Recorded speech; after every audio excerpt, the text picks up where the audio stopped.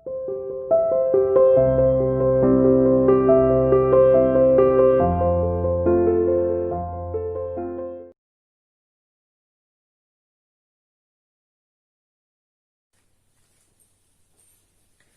बेटा, कक्षा 10वीं में हिंदी विषय में हमारा टॉपिक चल रहा था वाच्य। आज बेटा हम इसको फिनिश कर देंगे। आज हमारा लास्ट होगा वाच्य का।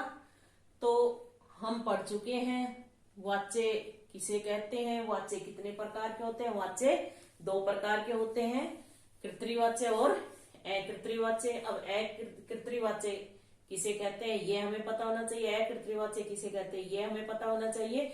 उसके बाद अकृत्रिवाच्य के भी 2 भेद होते हैं, कर्मवाच्य और भाववाच्य। फिर कर्मवाच्य क्या होता है, भाववाच्य क्या होता है। उसके बाद कृत्रिवाच्य से वाच्य परिवर्तन, ठीक है, कि कृत्रिवाच्य से हम कर्मवाच्य कैसे बनाएंगे, कृत्रिवाच्य से भाववाच्य कैसे बनाएंगे।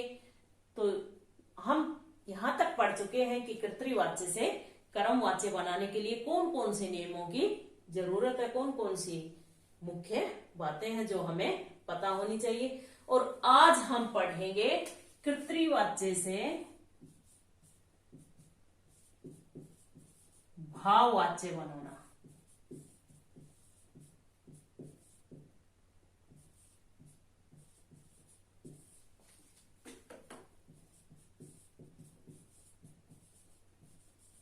बदलना या परिवर्तित करना, ठीक है। तो इसके लिए कौन कौन से नियमों की आवश्यकता है कृत्रिवाच्य से भाववाच्य बनाने के लिए। तो सबसे पहले क्या करना है कि कृत्रिवाच्य से भाववाच्य बदलने के लिए कर्ता के आगे से अथवा द्वारा लगाए। सबसे पहले क्या करना है, कर्ता के आगे से तथा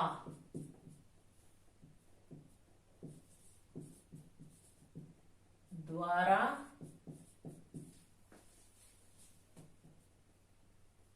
लगाए। सबसे पहले क्या करना है कि कर्ता के आगे से अथवा के द्वारा लगाए, ठीक है। इसके बाद अब कैसे लगाना है वो हम उदाहरण लिखकर देखेंगे कैसे लगाना है। तो देखिए, दूसरा, मुख्य क्रिया को सामान्य भूतकाल की क्रिया के मुख्य, दूसरा क्या करना है, मुख्य क्रिया को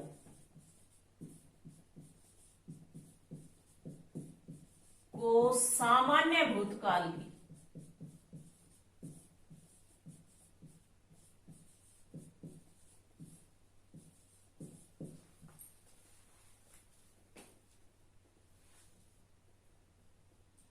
क्रिया के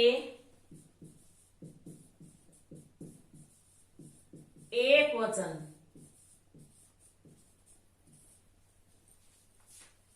में बदलकर उसके साथ जाना धातु के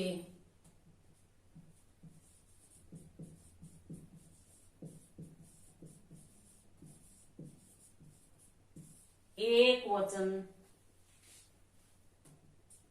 पुल्लिंग का वही काल लगा दे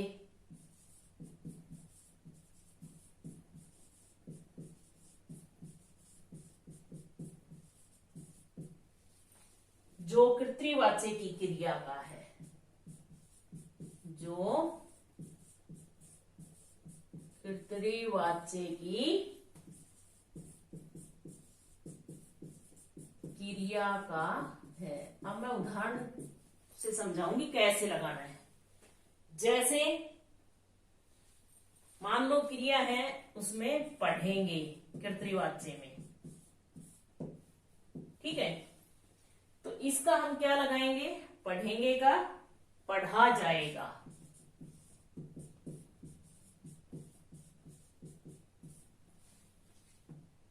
सोते हैं, मान लो कर्तृवाच्य में सोते हैं लिखा है, तो क्या लगाया जाएगा, सोया जाता है। समझ गए, इस तरह से बदल कर लगानी है। कहीं आप ये लगते हो भी इतना लंबा चौड़ा पता नहीं क्या हो गया, ये हमारी समझ में नहीं है। क्या कहता है कि मुख्य क्रिया को सामान्य भूतकाल की क्रिया के एक वचन में बदलकर उसके साथ जाना धातु के एक वचन पुल्लिंग का वही काल लगा दे जो कर्तृवाच्य की क्रिया का है। जैसे अगर कर्तृवाच्य में पढ़ेंगे लिखा है तो उसी का हमने क्या लगाना है, पढ़ा जाएगा, ठीक है। अगर सोते हैं लिखा है कर्तृवाच्य में तो सोया जाता है, यहां गे तो जाएगा, जो काल है वही लगाना है, यानी जो क्रिया है सोते यहां ते है तो यह जाता। समझ गए, अब तो आ गया होगा समझ में, ठीक है। इस तरह से ये बदलने हैं। अब कर्तृवाच्य से हम भाववाच्य बदलकर एक दो वाक्य लिखेंगे। उदाहरण के लिए जैसे अब चले, अब चले, ये क्या है, ये कर्तृवाच्य है। अब इसका हम भाववाच्य बनाएंगे, तो कैसे बनाएंगे, अब चला जाए, अब चला जाए, ठीक है। अब चले, अब चला जाए, तो ये क्या हो जाएगा, भाववाच्य। ऐसे ही बच्चा नहीं रोया, लिखेंगे हम कर्तृवाच्य में बच्चा नहीं रोया, तो भाववाच्य में क्या लिख देंगे, बच्चे से नहीं रोया गया, बच्चे से नहीं रोया गया, ठीक है। बच्चे से नहीं रोया गया या फिर रोया नहीं गया, ठीक है। तो वो क्या हो जाएगा, भाववाच्य। तो ये आसान से वाच्य है जिसमें किसी प्रकार की कोई परेशानी नहीं है।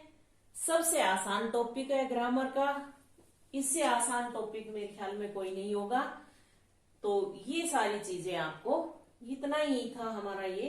तो ये हमने क्या पढ़ लिया, कर्तृवाच्य से कर्मवाच्य बनाना पढ़ लिया, कर्तृवाच्य से भाववाच्य बनाना पढ़ लिया। एक लास्ट पॉइंट और है कि हम भाववाच्य से फिर कर्तृवाच्य भी बना सकते हैं, ठीक है, और कर्मवाच्य से भी कर्तृवाच्य बना सकते हैं। तो उनके भी दो उदाहरण हम करके देख लें, ठीक है। उसके बाद हम इस टॉपिक को अपने को समाप्त कर देंगे। फिर हम पढ़ेंगे एक हमारा नया टॉपिक जो हमने बिल्कुल नहीं पढ़ा है, संदेश लेखन, ठीक है। तो कर्मवाच्य से कर्तृवाच्य बन जाएगा, ठीक है, और भाववाच्य से भी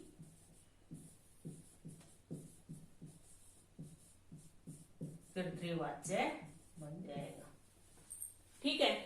तो बनाइए, एक वाक्य मैं लिखती हूं, आप उसको कर्मवाच्य से पहले तो धोबी से कपड़े धोए जा रहे हैं, यह है कर्मवाच्य। धोबी से कपड़े धोए जा रहे हैं,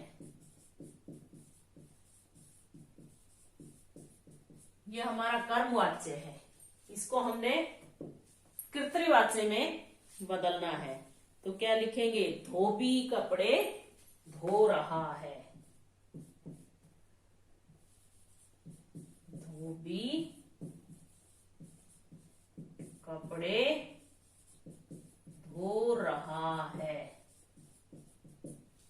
ऐसे ही हम भाववाच्य से कर्तृवाच्य बना देंगे।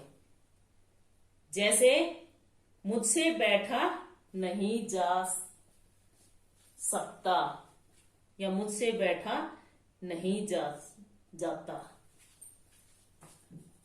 मुझसे बैठा नहीं जाता। इसका क्या बनाएंगे? कर्तृवाच्य।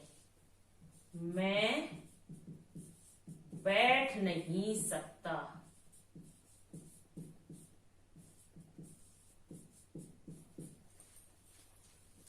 ठीक है, मुझसे बैठा नहीं जाता, मैं बैठ नहीं सकता।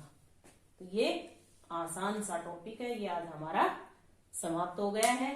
इसको एक बार कंप्लीट तो रिवाइज कर लेना। ठीक है, उसके बाद हम अपना अगला नया टॉपिक स्टार्ट करेंगे। उससे पहले हम एक बार, एक कविता है हमारी राम लक्ष्मण परशुराम संवाद, वो A2 में तो पढ़ ली गई थी लेकिन A3 में नहीं पढ़ी गई थी दोबारा से, तो हम उसका रिवीजन कर लेते हैं 2-3 दिन में, क्योंकि आपके टेस्ट के लिए वो सिलेबस में डाली गई है, इसलिए उसके बाद फिर हम संदेश लेखन पढ़ेंगे। ठीक है बेटा, ओके बाय।